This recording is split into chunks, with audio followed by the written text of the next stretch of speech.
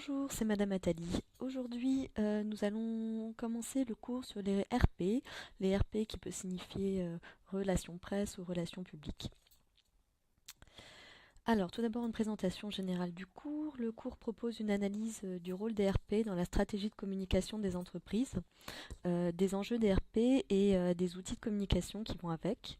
Les compétences à acquérir pour ce cours sont de déjà connaître un peu les différents outils des relations presse, relations publiques, savoir imaginer une campagne de RP et puis savoir en mesurer l'impact. Pour ceux qui veulent aller plus loin, je conseille la lecture de La pub est morte, vive les RP de Hal et Laura Ries, qui sont Ries d'ailleurs en anglais, qui sont un père et une fille spécialisés dans la communication. C'est aux éditions Village Mondial et ça a été publié en 2003. Alors, le déroulement des séances pour ce cours, il y a 6 séances. La première, celle qu'on va voir aujourd'hui, c'est les RP. De quoi parle-t-on? On va avoir une définition des RP, les différents enjeux et les acteurs qui sont impliqués.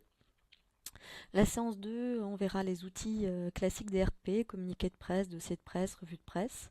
La séance 3, on parlera de la manière dont on peut tisser un réseau. On parlera aussi de partenariat et de lobbying. La séance 4 sera sur les moyens d'action sur ce fameux réseau qu'on aura tissé en séance 3. On parlera de conférences de presse, de mécénat et de sponsoring.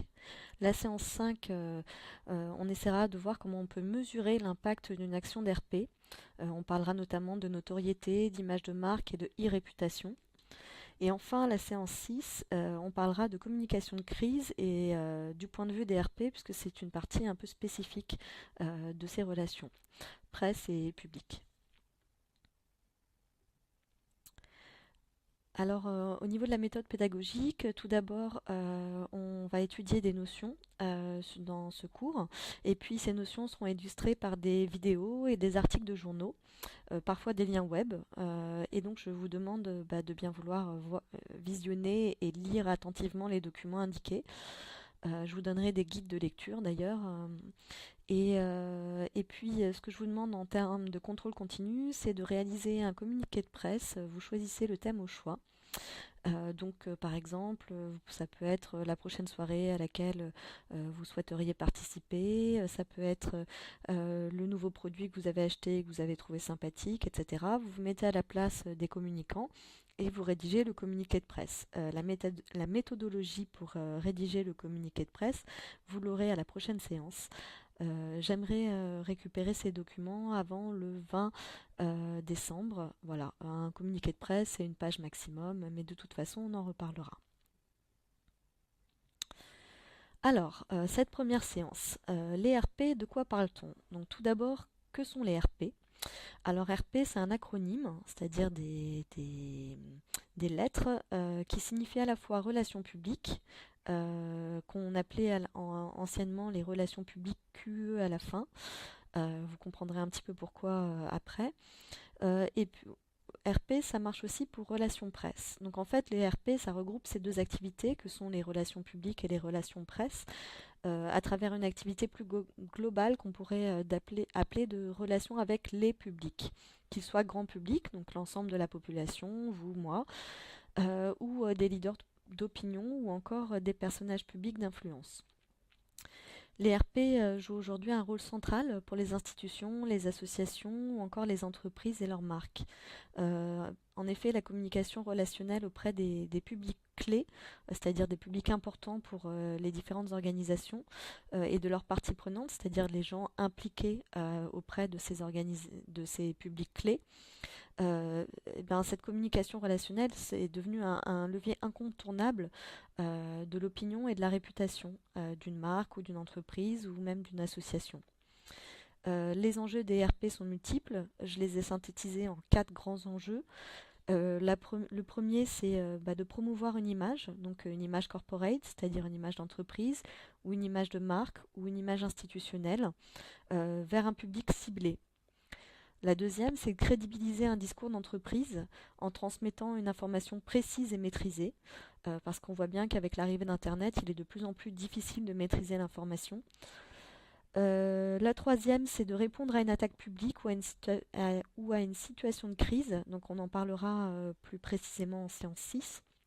Et puis enfin, la dernière, c'est de faire partie d'un processus global de communication et notamment de compléter l'action d'une campagne de communication. Par exemple, si on fait un lancement de produit, on va faire des actions en grand magasin, on va faire des actions publicitaires et puis on va faire aussi une campagne de RP. Alors, on va faire un petit zoom sur les relations publiques. Les informations que vous allez trouver en dessous, je les ai trouvées sur le site Syntec RP, qui est un peu le syndicat des relations publiques. Donc les relations publiques, ça regroupe l'ensemble des moyens utilisés et des opérations menées par une entreprise pour se faire connaître et pour créer puis entretenir une image favorable d'elle-même. Évidemment, cette image, elle est pour différents publics, donc que ce soit les consommateurs, les partenaires financiers, actionnaires, etc., les leaders d'opinion, les pouvoirs publics, les fournisseurs, les distributeurs, les employés, les syndicats, les enseignants, etc., etc., etc., jusqu'à la presse. Ces moyens comprennent en particulier les communiqués, les dossiers et les conférences de presse. Ça peut être aussi la participation à des expositions, l'organisation de débats, de petits déjeuners, de presse, de tables rondes autour de différents sujets, de roadshows, de symposiums, de congrès, la diffusion de lettres d'information, de rapports d'activité, de brochures, de dossiers thématiques, etc. Donc ça peut regrouper énormément d'outils différents de communication. Tout l'intérêt des RP, c'est de s'adapter à la fois au message que veut communiquer l'organisation et évidemment au public ciblé comme n'importe quelle action de communication. Donc, pour aller un petit peu plus loin sur ces relations publiques, je vous invite à regarder la petite vidéo jointe Les relations publiques donc, qui vient du Syntec RP. Qui vous expliquera un petit peu comment se placent les RP par rapport aux autres actions de communication que peut avoir une organisation. Et puis, je vous invite à lire l'article Les relations publiques sur tous les fronts. On passe à l'annexe 1. Donc l'annexe 1, donc, sur cet article, ce que je veux que vous identifiez, c'est d'abord pourquoi les RP sont en pleine croissance aujourd'hui.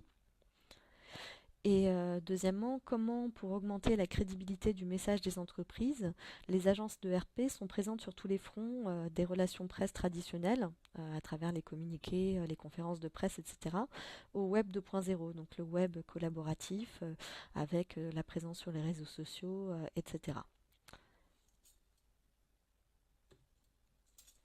Alors on va faire un zoom sur les relations presse, donc qui font partie des relations publiques.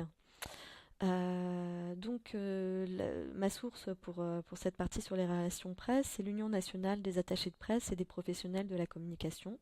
Vous trouverez quelques infos sur leur site. Donc les relations presse ont pour objectif de créer puis d'entretenir des relations avec différents journalistes, dont les supports, donc que ce soit journaux, radio, web, et puis évidemment des mixtes, c'est-à-dire web radio, web journaux, etc. Paraissent potentiellement favorables en termes d'audience. Donc ça peut être soit en termes de volume, c'est-à-dire qu'on va toucher beaucoup de gens, soit en termes de qualité, c'est-à-dire que l'audience de ces journalistes est ciblée et correspond à votre cible. Donc les relations presse, elles peuvent être gérées soit en interne par l'entreprise, soit en externe, ce qui est souvent le cas, en faisant appel à un ou une attachée de presse qui aura la charge de rédiger des communiqués de presse et des dossiers de presse, de constituer un pressbook, d'organiser des petits déjeuners, des conférences de presse et bien sûr de s'assurer des retombées presse de ces différentes actions. Trois rôles principaux pour l'attaché de presse.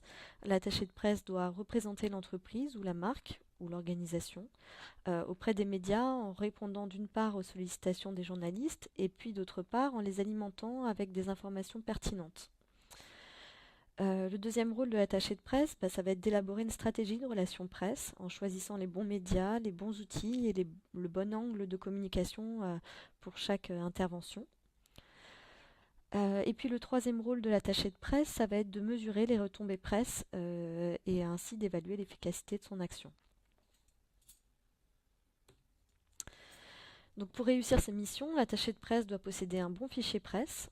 C'est un outil indispensable dans lequel il ou elle liste tous les journalistes qui peuvent relayer l'information qu'il ou elle souhaite transmettre. Donc un bon fichier presse, c'est surtout le